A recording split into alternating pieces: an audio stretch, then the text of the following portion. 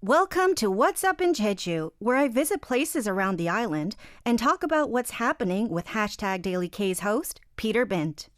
Angel, today, where are you taking us? What's the theme? Today's theme is artists of Jeju. Does that interest Woohoo! you, Peter? You can tell by my woohoo that it absolutely does. And we're talking about artists not in the kind of more general sense like singers and actors and things like that, but like real art, paintings and things like that. Yes, like paintings, drawings, using canvases. Yes, that sort of artist, more specifically. Today, artists in Jeju, I don't know if I should be ashamed, but I don't think I know any famous artists from Jeju. Yeah, so that's why I'm here today. I'm going to tell you not all. We can't go over it all because there's just so much, right? But Jeju is truly an island for lovers of art. We have a bunch of art museums. We have art festivals. Jeju has served as a muse historically for so many Korean artists. And we even have an artist village. Oh, really? 'Cause Yeah. we have a famous one here in Paju called the Hailey Art Village, which we've Yes. featured on the show. We've showed videos and stuff. Yes. I wasn't aware that Jeju had a village per se. Yeah, it's called the Artists Village of Jeju. So it's an actual geographical location out towards the west side of the island, and it's home to a few art museums. The Jeju Museum of Contemporary Art is there, but it's very well known to be kind of like a gathering place for artists, just for them to come and to share that space together and to dialogue. So where are you going to take us first? So I want to talk about a few specific artists who are either from Jeju or who are related in some way or who are considered Jeju artists. So the first artist is the artist Lee Walchong. And he has his own art museum called the Wall Art Museum in Seogyepo City down south. I was able to go and interview the museum director and curator, Mr. Lee Kyu-sun, who is also the son of Lee Wal-jung. Oh, nice. When I saw the script earlier, I misread that as the Walmart Museum. And I was No. like, what kind of museum is this going to be? That's not at all what it is. Wall art. Yeah, and wall I guess that might be based on his name a little yeah. bit more, rather than like wall as in W-A-L-L. Right. It's W-A-L-A-R-T. Right. It comes from his name, Lee Wal-jung. So it's the Wall Art Museum. So just a little bit about his story. He was actually born on the mainland. So he wasn't born in Jeju, but he moved here over 3 decades ago. And he gave up a very prestigious teaching position as an art professor because he wanted to dedicate himself to his own art. He wanted to actually create his own art. And he ended up revolutionizing Asian paintings because his style broke away from the traditional ink wash style of Korea. So that's really cool. So we got some images to show because Yeah. art is all about the visuals, I suppose. Right. Here's the first picture. Okay, so the first picture is one of a tree against a very vivid blue background. And as you can see, his style is quite colorful. It's very vivacious. There's a lot going on. Yeah, it really pops out. Yeah.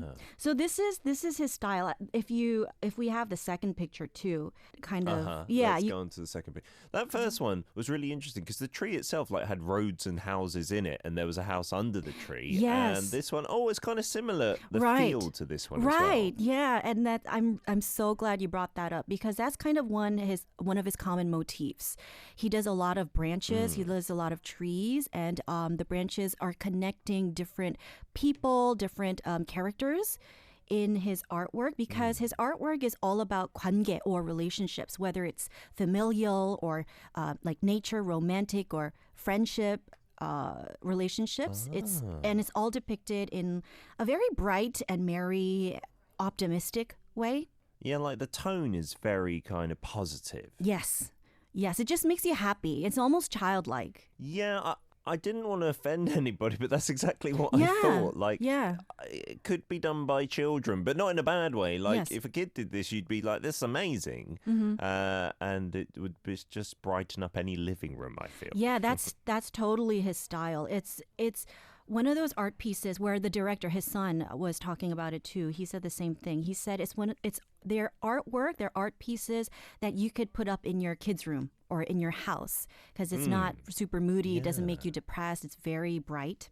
I love it. Okay, so this is kind of part of a series, is it? Yeah, so ever since he moved to Jeju, all of his artwork, or most of his artwork, has been added to his series, The Middle Way of Life in Jeju. That's the name of the series. And so The Middle Way, I was wondering about that. And I asked Mr. Lee Kyu-sun, the director and curator, what is the middle way? What does that mean as it is conceptualized in Lee Walchong's artwork?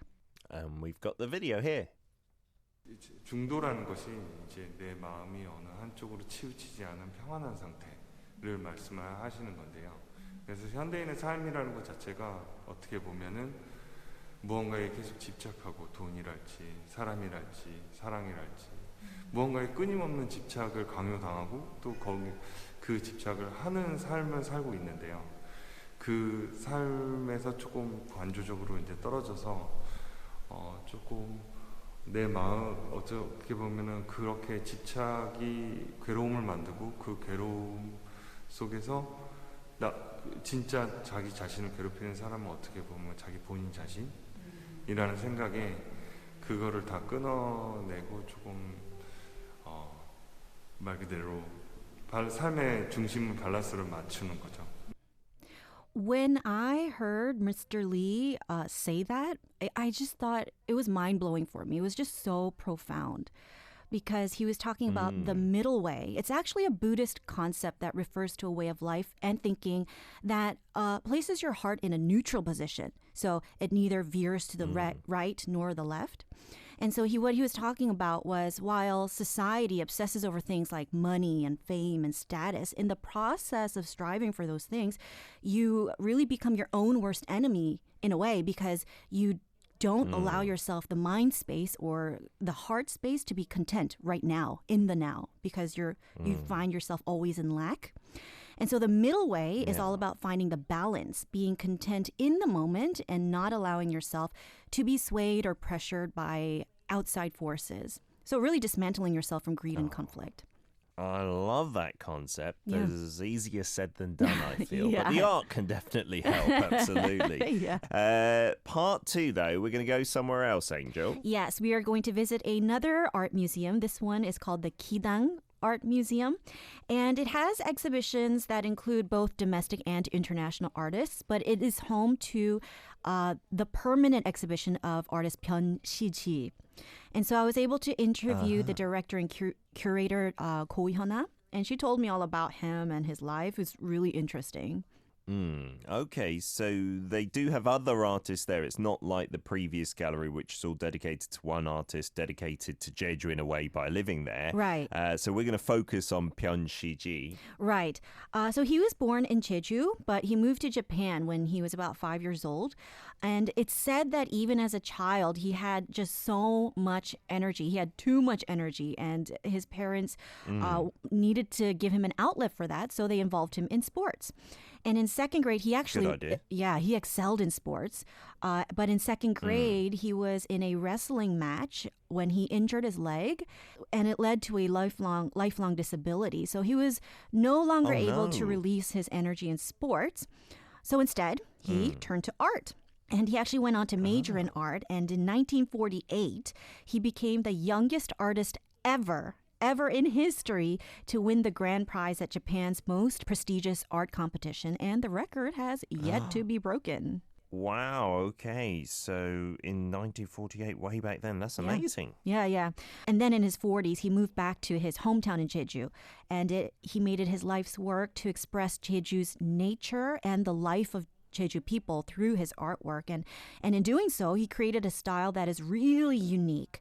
And it really differentiates him from any other artist in the world. Okay, so again, the proof is in the pudding. So let's check out some of his pictures. Yeah. Very different vibe here, Angel. So I was different. happy and jolly earlier. Now I'm feeling a little bit melancholy. Wow, Peter, I'm so glad. I'm so glad you're we're on the same vibe here right now. Yeah. So, Okay, good. yeah, the first picture is just very there's not much color, right? And this is kind of his thing. This is the way he expresses himself through art. He uses mainly black and this yellow brown color. And he uses the yellow brown color as like the background, and it's supposed to represent the Jeju sunlight as it is reflected in nature. And all of his characters, all of his imagery on that kind of tan background are all in black. It's all in black. So, and whatever character he paints, sometimes it's a man, sometimes a horse, sometimes a bird or a pine tree. It's only one. There's always only one. If we take a look at the second photo Yeah. of one of his pictures here, I believe number 4, the tone is a little like deeper in terms of a more distinct, maybe orange red in this case, but again, a little bit bleak is how Yes. I feel. Yes, it's that's exactly right. And he wanted to depict his loneliness and the loneliness of just human nature sometimes. I do have a video that kind of talks about why he only painted one character and what that means to him and how he was trying to express that. So most of his paintings, there's just one main character. I mean, in the first photo, we did see a man and a horse and a house, but in a lot of his things, it's just one kind of target. Okay, we do have a video interview to answer that question about why does Byun Shiji only paint one character. We'll get that lined up for our listeners and do a little translate. Here we go. 만들기 위해서는 혼자가 좋다. 한 명만이 어쨌든 존재할 때 이 그림이 다른 그림을 보는 관람객들과 같이 소통하는 그런 그 소통하기 위해서는 이 한 명의 그림 한 명이 어쨌든 사람이라든가 아니면 한 명의 동물이라 한 마리의 어쨌든 동물들 이런 게 쌍이 아닌 어쨌든 동물들이 존재했을 때 조금 더 그림이 관객들과 소통하기에 좀 더 거리낌이 없다라고 이야기를 많이 하셨다고 하죠. Yeah, so what she was talking about was, I'm glad you mentioned it earlier, Peter. What I meant by character is like human or animal or something like that. So if there's a house, there's only one house. If there's a human, there's only one. If there's a horse, there's only one. And many people had asked Byun Shiji, why? Why do you only paint one character? And his response was that it's depicting loneliness and the relationship between the single characters in the painting. So the relationship between, say, the horse and the man. And when there is only a single character in the artwork, he believed that it encourages the viewer, so us, who are looking at the art, to communicate directly with the character in the painting instead of being a passive observer of a relationship that's already happening and established in the artwork. Does that make sense? Am I making any sense? Yeah, they're all alone in the painting. You want to kind of communicate more. Maybe you feel like you should because there's no one for them to communicate with. Yes. Oh, that's kind of clever at the same time as being a bit deep. I don't know. I feel for Byun Shiji, like feeling that he might have been very lonely after perhaps that injury and stuff. Yes. Oh, so that's kind of sad note. Really different to the first pictures and the first artist that we featured. Yeah, so Lee Walchong, the first artist, his style was so vibrant and colorful and cheery. It just kind of made you happy to look at it. And this one it's more melancholy, Byun Shiji's artwork, and it makes you just kind of stop yourself and think.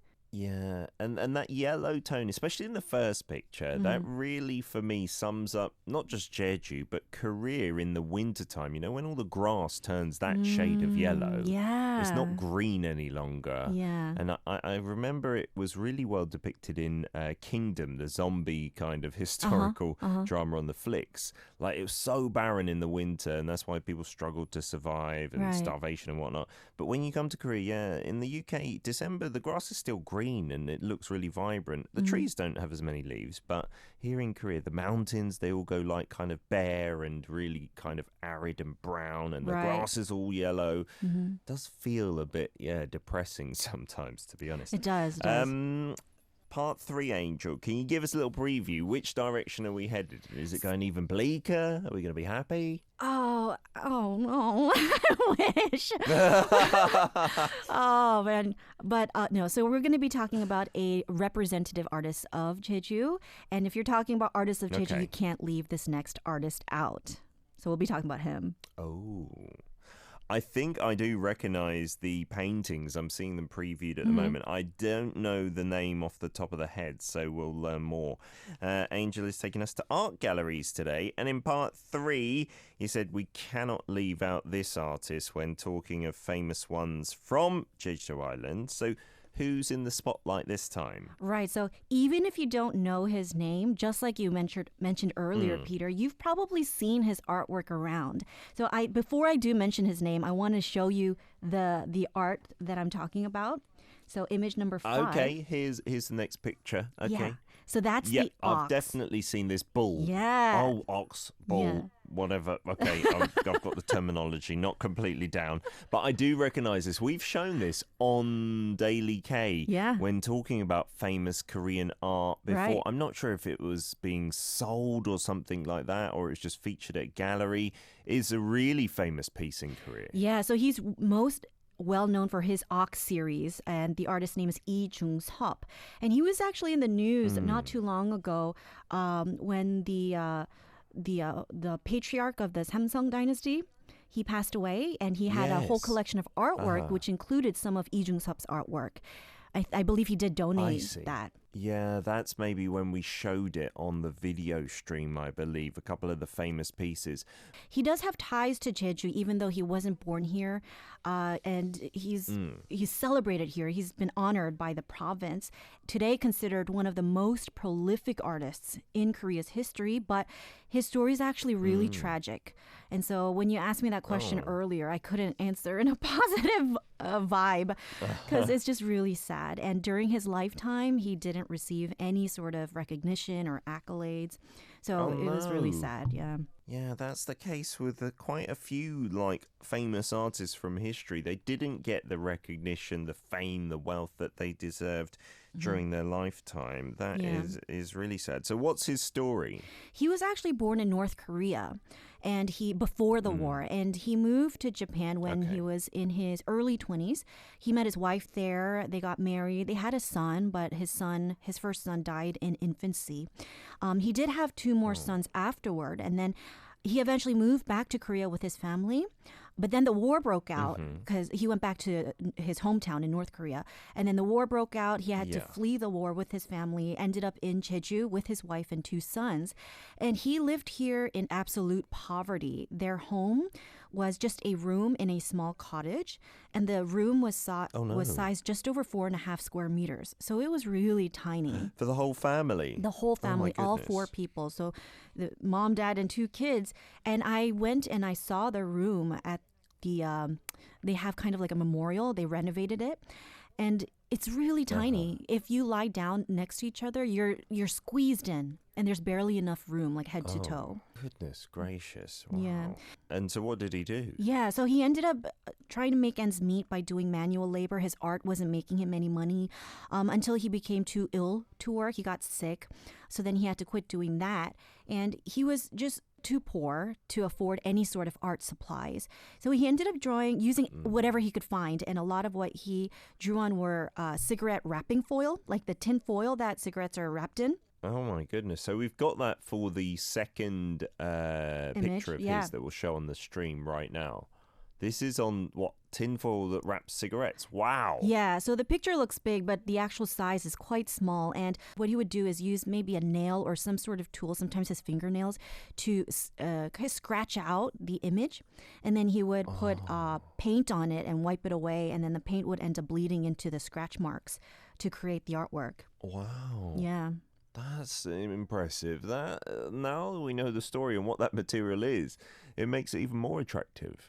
Yeah, because he couldn't afford to buy art supplies. Most of his works were done on canvases that were really out of the ordinary, like this, like cigarette foil, sometimes pieces of wood, sometimes on his letters to his family, sometimes in the inside of books. So all sorts of things. Wow. to describe it for people who are not looking at the stream, it's kind of very simple, thin lines drawn of two people. It looks like either hugging or fighting, but really entangled in one another lying down there. Really unique. Yeah, this one is of two children who are hugging each other. And you'll find that that's a very common theme in his work because he actually couldn't afford to keep his family with him. So just after a year, he ended up sending them back to Japan thinking that it would be temporary. So, just until he could get things together financially. However, it really sadly ended up being a permanent move, and he only saw his family one more time before he died. A few years later, in 1955, a group of his friends got together to help him open his own exhibition because they recognized his talent. And it ended up being his first and last exhibition because he died the very next year of hepatitis, and he was all alone, still yearning for his family. And it's said that his love for his family was so great that his agony over being separated from them really drew him to madness, literally. Oh, that is a tragic story. Yeah, I'm sure there were reasons why he couldn't join them in Japan as well. But having that exhibition, it didn't get him a lot of fame at that time, right? No, but slowly after his death, he did begin to gain recognition from universities and artists. And eventually his fame rose and he started being really recognized for his talent and his contributions to art. And the house where he lived in Seogwipo, Jeju, was remodeled as a memorial to him, and then a museum was built in his honor right next door. And then the entire street that the house and the museum is on was named after him. So it's actually called the Lee Jung-seop Street. What's Up in Jeju is supported by JDC, which is creating a free international city that resembles nature, embraces the future, and reaches the world. Arirang Radio.